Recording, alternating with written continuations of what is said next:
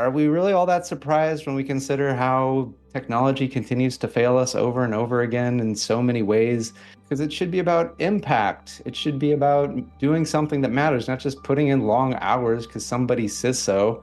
It's time to start wiping up things and enjoy a beautiful, wonderful world where technology is here to serve us. It's here to serve us, not the other way around. The good news is we can change all of this. This is all stuff that we can change. What you do, it does matter. It does matter. Are you ready to live a life with enough time, money, and energy? Have relationships and connections that delight you? Are you ready for the extraordinary life you know you've been missing? If so, then this is the place for you. I'm a best-selling author, coach, consultant, and speaker who's worked in technology for over 2 decades. I'm a leader at transforming people and organizations from operating in fear, obligation, and guilt to running off joy, ease, and love.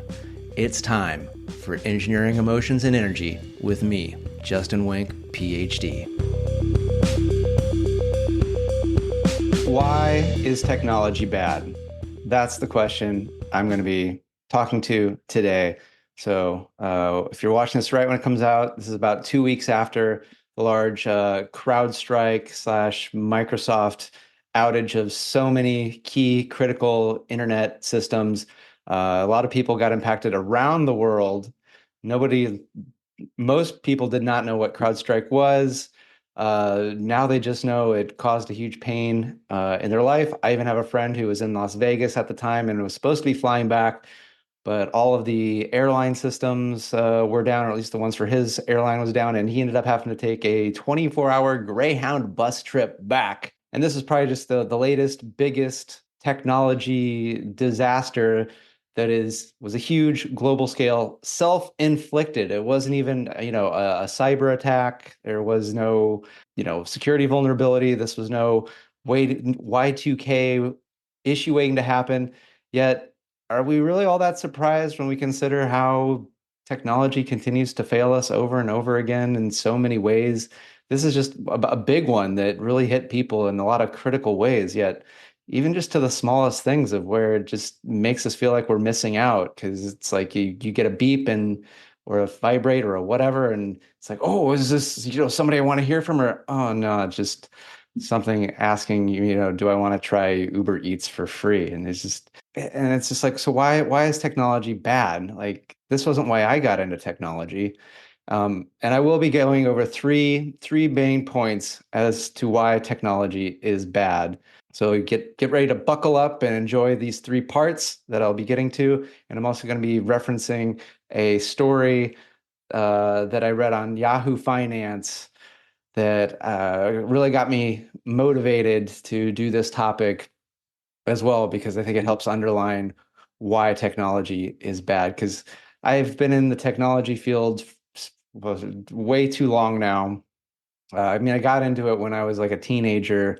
Like I liked playing video games, and then, I was like, oh, can we get a computer at some point? And then I, got a computer, and then I got into computer repair. And, there's always been challenges with technology. It needs fixing and problem solving and things like that. Yet I always really enjoyed the promise of technology, that it's like, oh, it could make our lives simpler, make our lives easier, allow us to have time to do the things that like we care about and enjoy, to spend time with people, to connect, to be in nature, to have adventures, to do things that light us up and enjoy being a human. Like, I might not have had the words to describe it when I was 15, but that was what it was about. It wasn't what it's about now. Because does anybody actually know what technology companies do? What their purpose is? There's what they say they're meant to do, but do you know what they really do? They do the same thing that every other company does, which is they seek to increase shareholder value. That's all they're here to do. They're not here to do anything for you or me. That's the system that we have.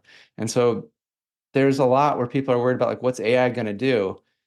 It's going to do what we choose it to do. And if we allow, and I'm going to get into the 3 points, which is leadership. There's leadership is one of the problems. working conditions is an issue, and then lack of vision. Um, and these are all things that are changeable because these have nothing to do with technology. These have to do with you, me, and the other people as we collectively decide what kind of world we want to live in. So that's the good news.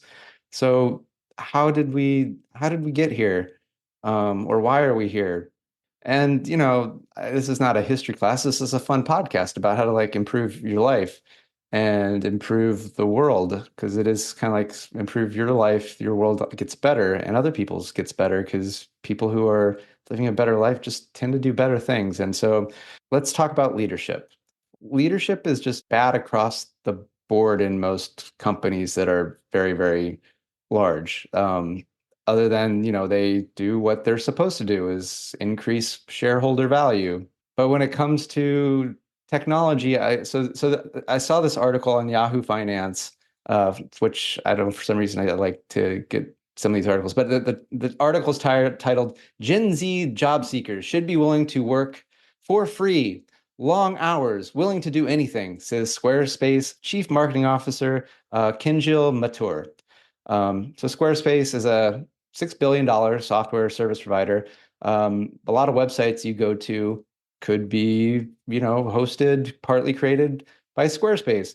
And the person who does the marketing believes that, hey, it's your problem that you can't get a job.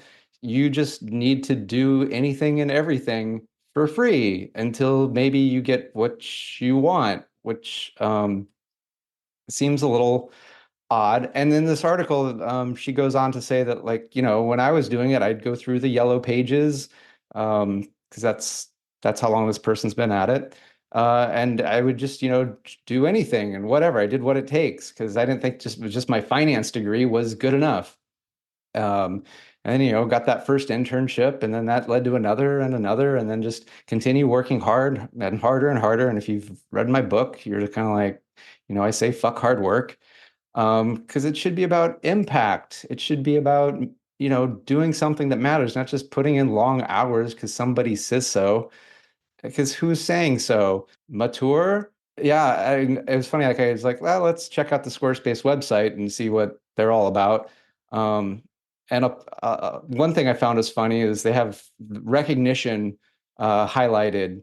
And they say, like, we are humbled to consistently win workplace recognition for being a truly exceptional place to work. That's not being humble anymore. You just bragged about it. Like, I'm way more humble than these people. I am so much more humble than Squarespace. I don't think they can say that they've ever been humbled because I'm way more humble than they are. They clearly have not been humbled because they're just straight up bragging. So if this is what the chief marketing officer thinks is good stuff, I don't know. And so it really is just kind of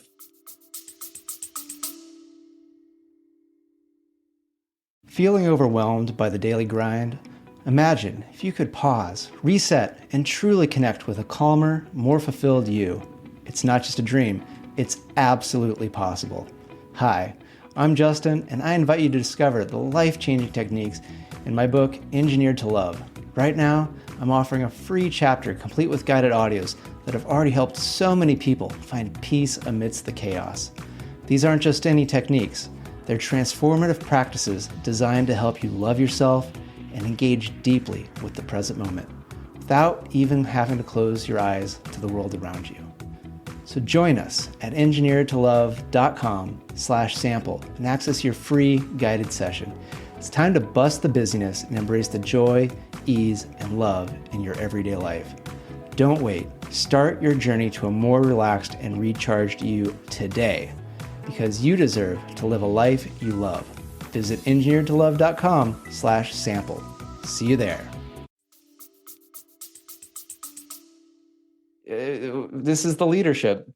Yeah, and I was like, let me ask ChatGPT what's, because she says I was willing to work for free. I was willing to work any hours they needed, even on weekends or evenings. I was not focused on traveling. You really have to just be willing to do anything, any hours, any pay, any type of job, just really remain open.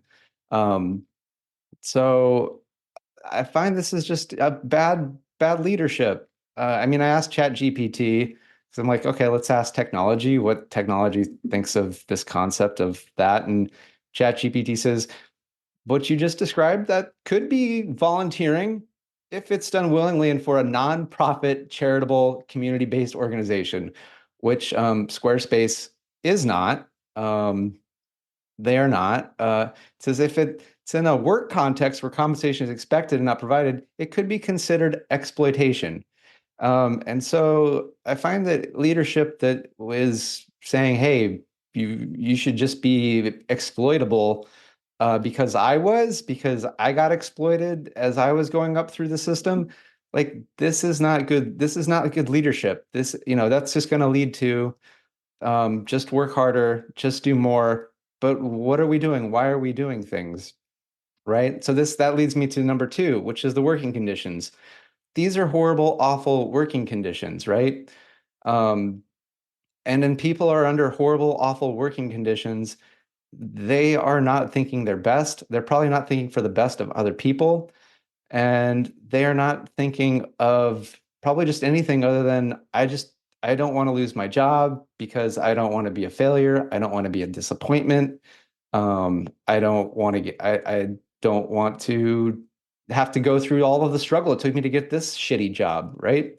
So if these are the conditions for the people that are creating your technology, are they going to be thinking of how can I ensure that someone has a smooth, amazing, beautiful experience and that this is going to uplift them and this is going to help them connect with their families. This is going to help them, um, actually be creative and allow their voice to be heard in the world. They're just going to go, oh, fuck, I guess somebody said so, so I better do it. This is basically the old, it's garbage in, garbage out type of thing. Like if the workplace is garbage, the work out is going to be garbage, pure and simple, and it's only getting worse. Um, because I do think like, you go to Chat GPT, which I recommend always be polite to Chat GPT because you're always kind of training it. Uh, so I say please, I say thank you, I say I appreciate that. Like, hey, could you let me know this? Like that wasn't so good. Yeah, just because I want it to be nice back to me. It's not a person. It never will be a person. It should never be a person. It's technology. Technology is supposed to be here to serve us. Yet when we look at the working conditions, we're serving technology. And then when we see the technology that comes out, we also end up serving that technology. So it's already a completely backwards from what I wanted technology to be about. So that's the second thing is the working conditions are bad. And a lot of tech companies, they have really great benefits, like good short-term disability, good mental health, and that's because they're necessary because it's such an exploitive environment in many, many companies that people have horrible health issues, they have horrible mental health, the suicide rates, which are often not actually disclosed or shared, they're put under the rug, are really, really startlingly high. And that's why they have these benefits, is so that it's kind of like, well, hey, we had these things available. It's not our fault. It's the workers' fault.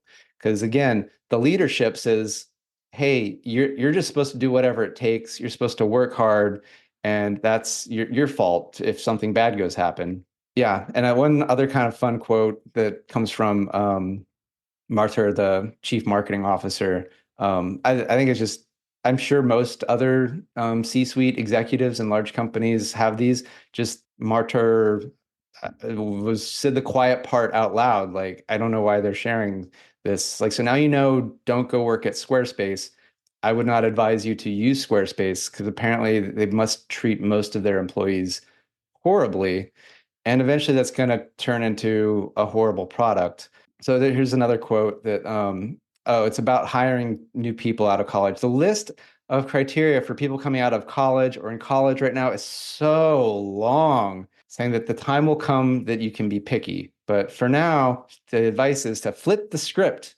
And instead of saying, hey, are you going to treat me like with respect and dignity? If you can give me any kind of experience, I would be forever indebted to them. That's the advice. Be forever indebted to the place of work. That's awful. And then she says, I was willing to work for free. I was willing to work any hours they needed, even on weekends and evenings. I think I read that one already. So this brings me to point number three of why technology is bad.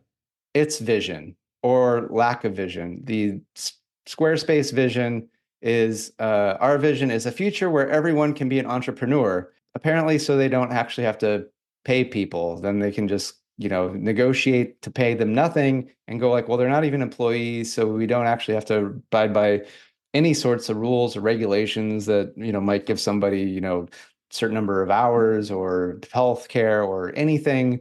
We can just get whatever we want out of them. That's our vision. Gross. That's awful. Um, how about a vision where everybody has enough money, everybody has enough food, everybody has enough access to medical care? Some of you are gonna be like, that sounds ridiculous, Justin. It's like, no, we pretty much have a world where that is 100% possible. There's enough resources, there's enough abundance. It's just all a matter of deciding that that's what we collectively would like to do. That's called a vision. Knowing that at some point we humans don't need to do anything. Uh, right? Because you just imagine with artificial intelligence getting better and better, the rise of robotics, there literally will be no reason for any human to do anything. So why why get up in the morning? That is that is the big question. And it is to do these things that I said is the reason for technology that I knew back when I was 15, before I went and got a doctorate in electrical engineering, before I started working at these super, super huge Fortune 100 companies and, big, giant, multi-billion dollar pre-IPO startups, is that the whole point is to allow us to, have adventure and to have fun and joy and to connect with people and to be able to be creative and do stuff just for the experience of it. Um, and I don't see the leaders of our tech companies having really any vision of this, of this actually. There's definitely some that get closer, and there's a ton of like really small startups out there that do have this vision. And that's one of the things that I love doing is working with these startup founders and helping accelerate them and scale them as fast as possible so that we do have some technology that is actually meant to serve us, right? That is actually here for our benefit. And that's going to be a company where the workers are feeling like they're having an impact and they are getting rewarded for the impact that they're having. They're not doing it to eat or to survive because they're not good enough yet. They're doing it because they want to be a part of enabling the human experience to expand and to grow and to get over the idea that you have to struggle and you have to fight. That's so old. That's so old. That's like the Yellow Pages. The Yellow Pages is dead. This way of thinking of our work environment needs to be dead. It needs to be gone. It's enough. It's time. It's time to upgrade. And then hopefully we're not going to have another crowd strike like Fiasco, because I was looking up on, so CrowdStrike, apparently they have this cybersecurity software that's in a lot of mission critical arenas. It's supposed to help stuff. They pushed an update and you know, they didn't test it. They didn't test it as well as they should. Flat out, period. They didn't have a good strategy for rolling it out. They didn't have a good enough strategy for testing it. Likely because they wanted to increase shareholder value. I was looking up the last quarterly profits I was able to look was, like a good record quarter. Um, and it looks like maybe it's not going to be so good maybe this next quarter.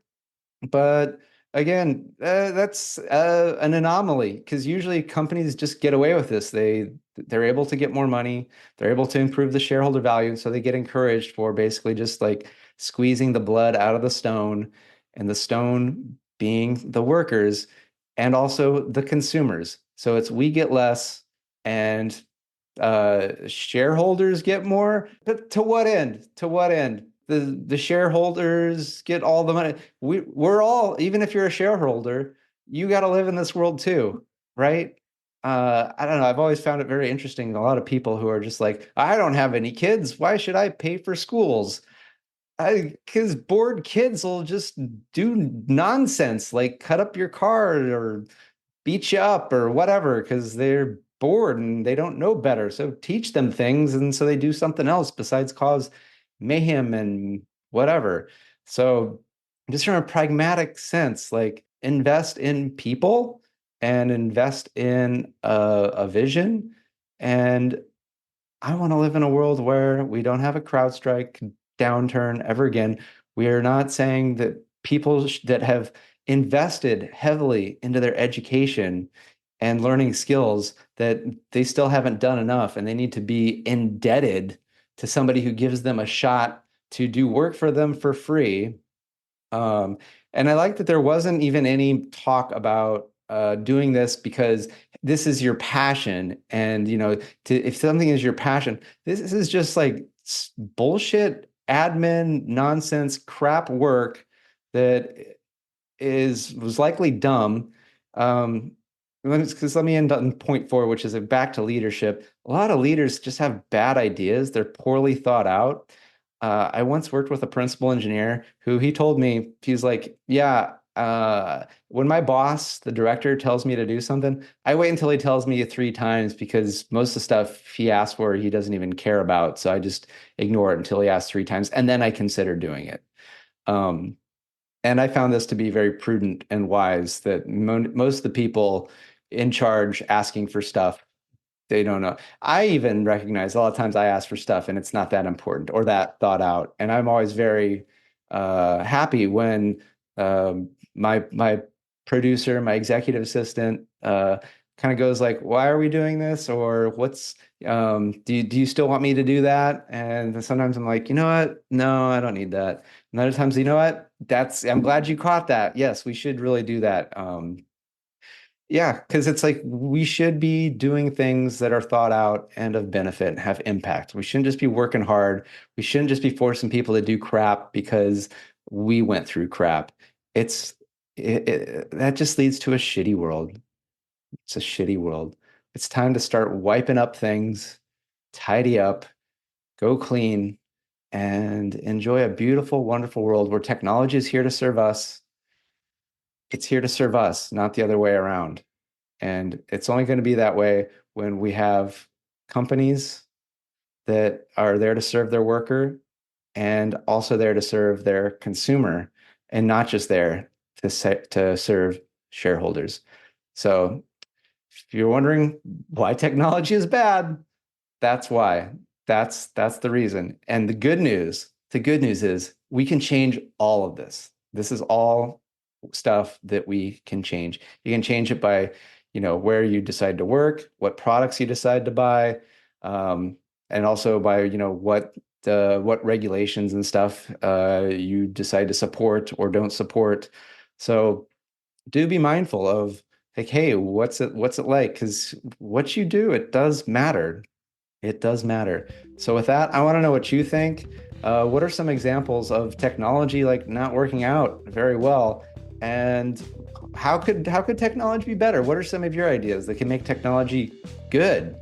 Because I do believe that now more than ever, we have so much possibility to make this the world that we all would like to live in. And there's plenty and there's enough. So with that, thank you and good day. Thanks for tuning in to Engineering Emotions and Energy with Justin Wink, Ph.D. Today's episode resonated with you? Please subscribe and leave a 5-star review. Your feedback not only supports the show, but also helps others find us and start their journey of emotional and energetic mastery. You can also help by sharing this podcast with someone you think will love it just as much as you do. Together, we're engineering more amazing lives.